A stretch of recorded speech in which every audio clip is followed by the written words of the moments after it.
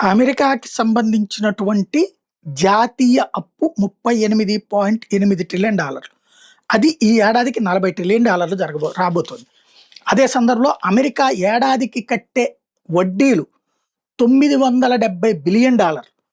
అంటే 2020తో పోల్చుకుంటే ఇప్పుడు 3 ఇంతలయింది. అట్లాగే వాళ్ళ డెఫిసిట్ వచ్చేటప్పటికి $1.9 ట్రిలియన్ ప్రొజెక్ట్ అవుతుంది. $1 ట్రిలియన్ ఇప్పుడు గత 5 నెలల్లోనే, అంటే అవసరమైన డబ్బుల కంటే తక్కువ ఉన్నాయి. అందుకనినే నోట్లు ముద్రిస్తోంది, డాలర్లు ముద్రిస్తోంది. అదే సందర్భంలో ఇరాన్ వచ్చేటప్పటికి కేవలం $200 బిలియన్ వ్యవస్థ అది. ఇప్పుడు కాంగ్రెస్ ద్వారా, అంటే ఇరాన్ బడ్జెట్ కంటే ఎక్కువ అమౌంట్ ఇరాన్ మీద యుద్ధానికి ఇప్పుడు అమెరికా ఖర్చు పెడుతోంది.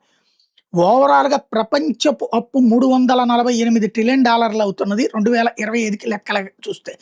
యూరప్ వచ్చేటప్పటికి $650 బిలియన్ కొత్త ప్రయోజనాల కోసం ప్లాన్ చేస్తున్న సందర్భంలో జరిగినటువంటి యుద్ధం.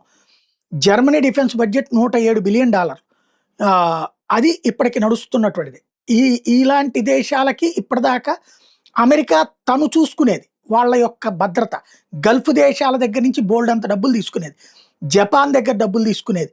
ఇప్పుడు అవన్నీ కూడా అమెరికాకి మైనస్ అవుతున్న దశలో ఇరాన్ మీద గెలవటం, ఇరాన్ ఆయిల్ మీద ఆధిపత్యం సాధించడం, ఇరాకు, ఇరాను, వెనిజులా ఆయిలే అమెరికా యొక్క ఆల్టర్నేటివ్ ఎత్తుగడ. రాబోయే రోజుల్లో దాని ద్వారా మాత్రమే అది సస్టైన్ అవుతుంది.